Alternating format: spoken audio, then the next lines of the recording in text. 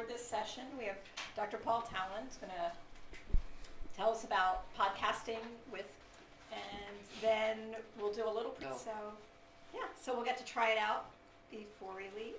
And any follow-up information, Simone and I will figure out, we'll post some related materials, and everything's always on the TechTalk webpage. So you can always go back to that TechTalk webpage, our information page, and find links to related resources and if we do upcoming sessions.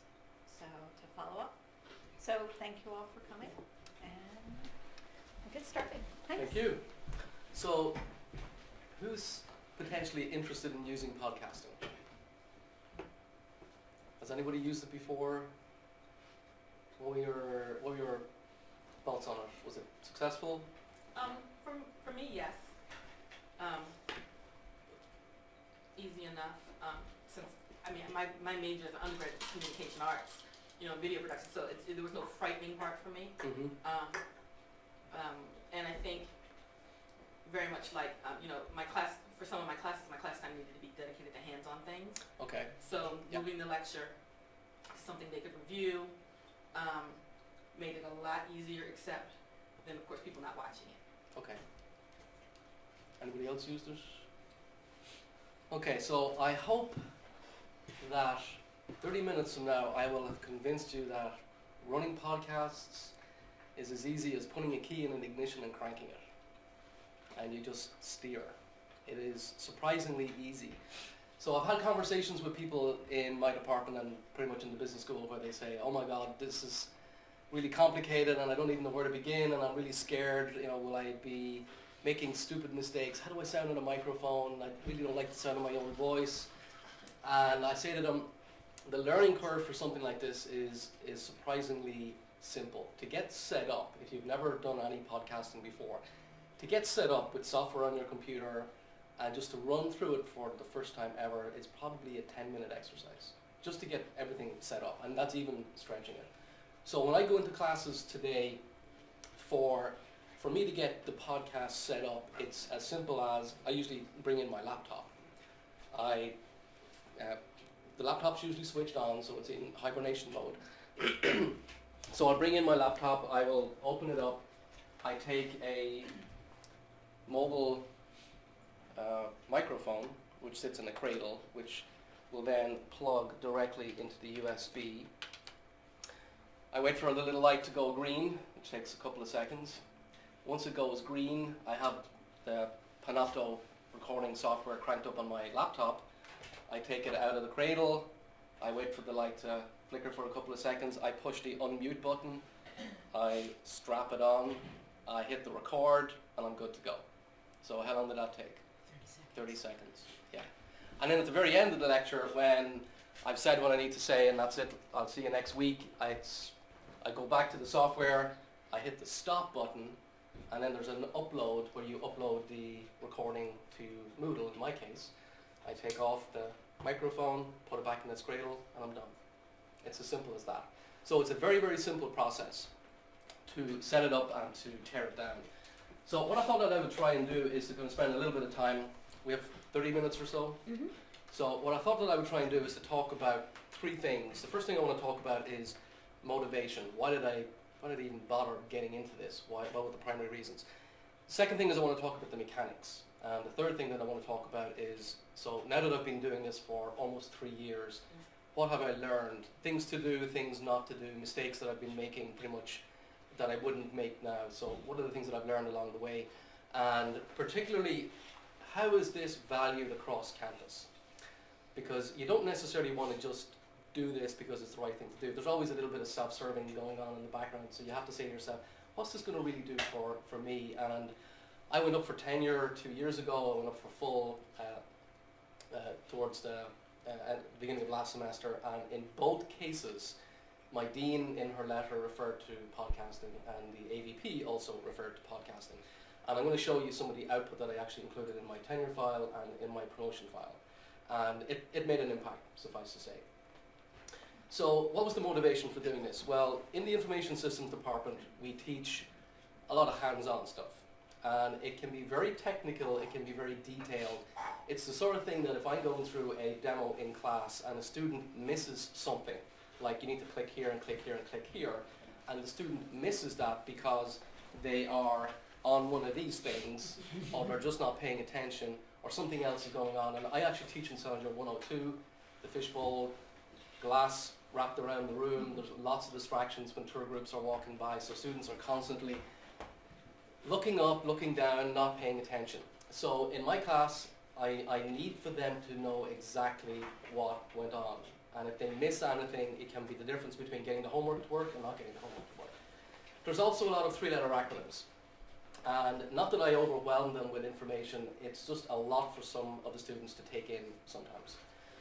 And so my motivation in doing it was primarily to avoid a situation that I was constantly running into in my office hours.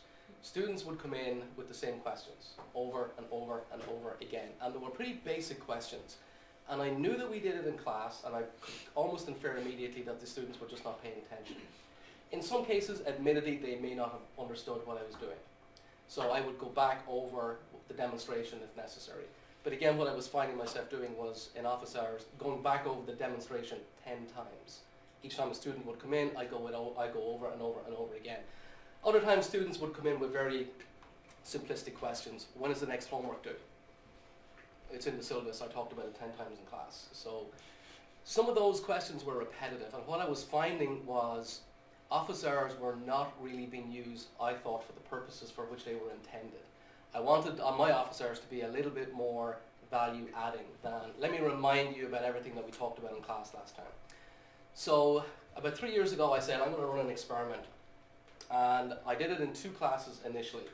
It was in a IS 251 class, which is part of the Challenger core. Every single Challenger student must go through it. They're typically sophomores, and I also just decided that I would demonstrate it or dry run it in a database class. The database class is the sort of class where if you miss a session, you are toast, because it's cumulative.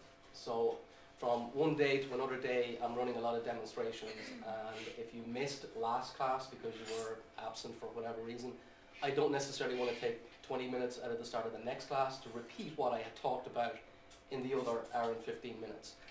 So I was cognizant of the fact that in my database class in particular, students were being left behind because they would miss a class for whatever reason, and the students will always say, I'll get the notes. Well, there are good notes and there are bad notes, and students invariably don't really take what I would consider to be detailed enough notes for them to be able to communicate to a student who was absent in the same way that I might be able to communicate to a student who was absent. So I really wanted to avoid the situation of individuals being left behind.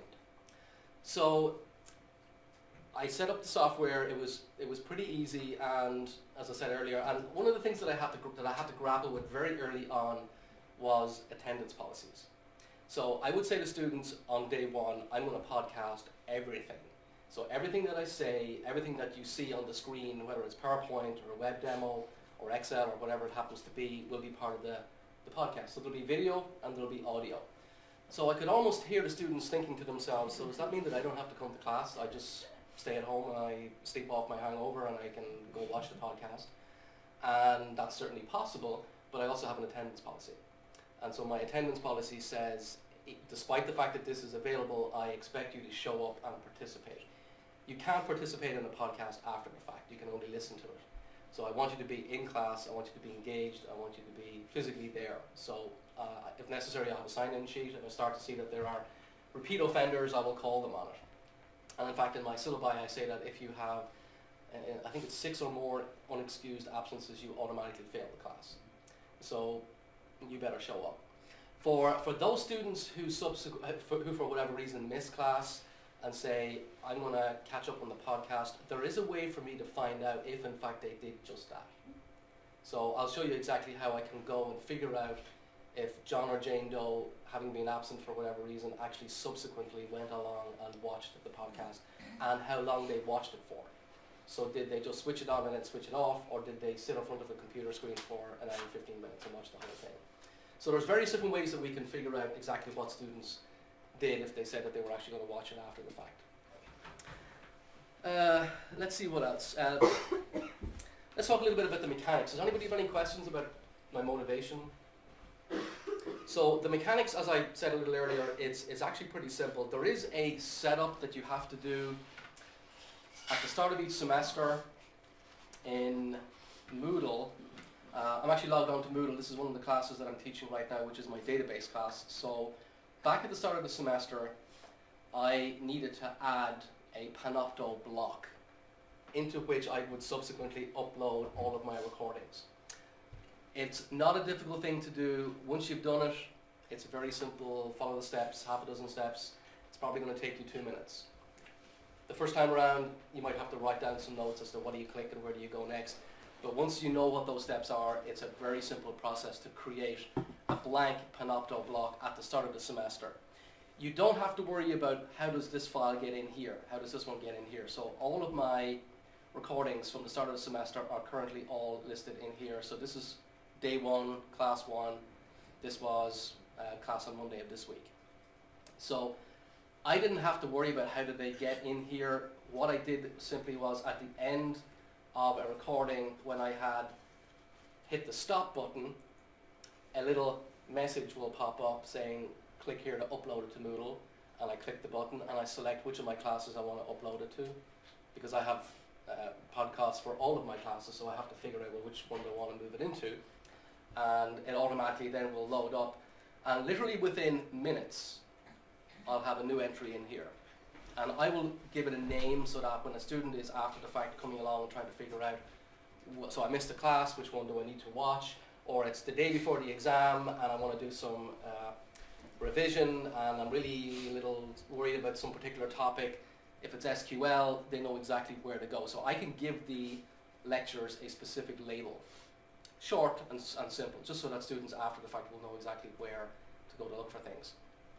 Excuse me, are you doing this then as you're teaching or just recording? As You're on, not doing it in a separate time? I do that also for snow days, for example.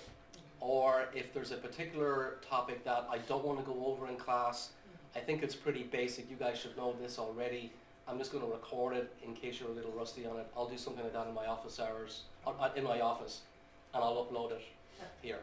And I think I probably did it for one of these ones, or Access Demo was another one. So this is where I don't want to waste class time doing this.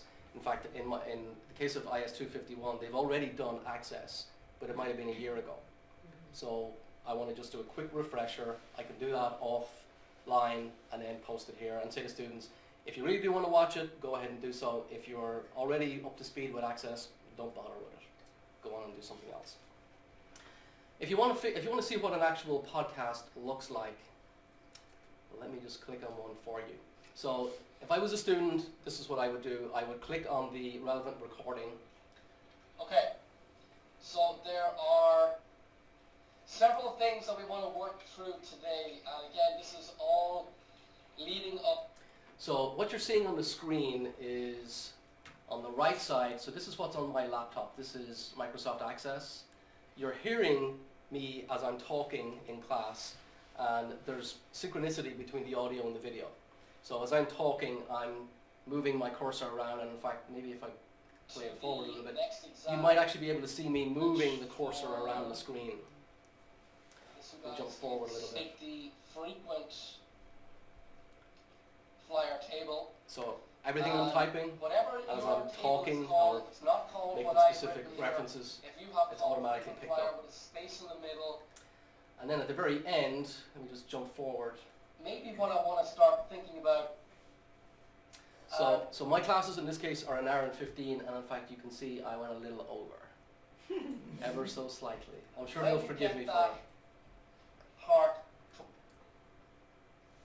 But that's basically what the students will see. Now, if I actually had a PowerPoint presentation, so let's say I wasn't doing Access, I was doing PowerPoint, what you would see here, it's currently blank, is slide 1, slide 2, slide 3, slide 4, slide 5. It actually picks up the titles from the slides.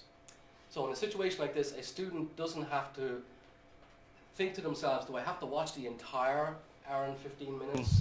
No, you don't. If you are only a little curious about slide number 5, and that's the only thing you want to revisit, then you would click here on slide number 5, and it would automatically jump to wherever in the recording slide 5 was talked about.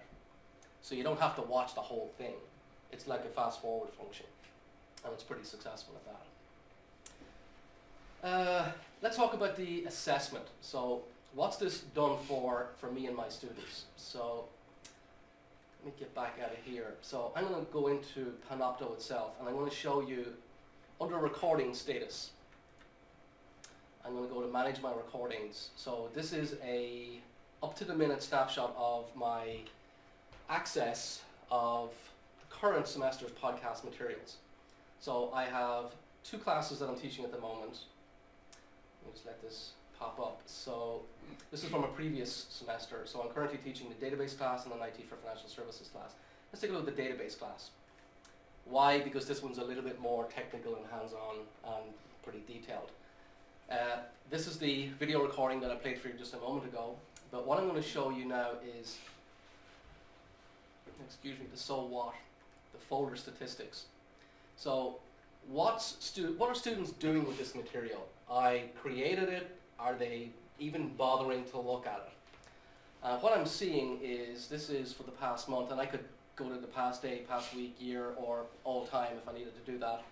So what you're seeing on the screen currently is for this current class, you are seeing the red line represents the number of minutes viewed.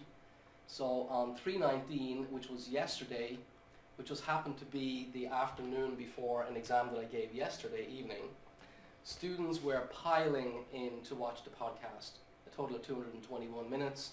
The total number of students, there were 6 unique students, but they watched material a total of 20 times. So I can go back historically and say, well, this was actually kind of around the same time that I had my first exam. So I've had 2 exams so far. Second exam was last night. The first exam was kind of around the end of February. And again, what I can see is that a lot of students are going onto the podcast and watching materials. They're not coming into my office hours and saying, will you please go over the same thing that you went over in class back then? What they're doing instead is they're watching the podcast.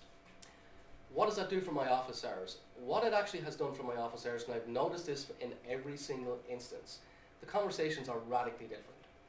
Students will now come in, if they come in at all, with questions that say something like, so I was watching the podcast and you were talking about XYZ. Could you elaborate or take it to the next level? So what I'm finding is that students are coming in with value-added requests. I don't want to know when the next homework is due. I don't want you to go over that homework assignment all over again. I want you to tell me more about the thing that you were talking about in class last time. Okay, so we can have that conversation. And when they come into office hours, they'll almost always say, I was listening to the podcast, or I heard you say something. So it's telling me that they're listening to it, they're picking up on it, and then they're coming in with that already internalized. So the level of the conversation is a very different conversation from what I've had before. Very rarely, if ever, do I get somebody coming back to me where I know that the answer is on the podcast. If that was the case, I would just simply say, look, don't watch the podcast. You can watch the podcast, you can watch it over and over and over again. If I go over it once in class and I'm going over it at a very fast pace and you just don't get it, you want to have somebody go over it with you half a dozen times, the podcast will do that for you. So I'm not going to go over it half a dozen times in my office hours, but certainly the podcast will. So the level of the conversation has dramatically changed in my office hours as a direct result of that. Okay, so let's talk about assessment. So that's where we currently are in the semester. If I do a snapshot at the very end of the semester, I'm pretty much going to know that all of these red lines are going to be a lot higher. Students will watch it repeatedly as I warn them about the final exam, and the final exam is going to include material that we did kind of around here and kind of around here. I know that they're going to go back and watch that material.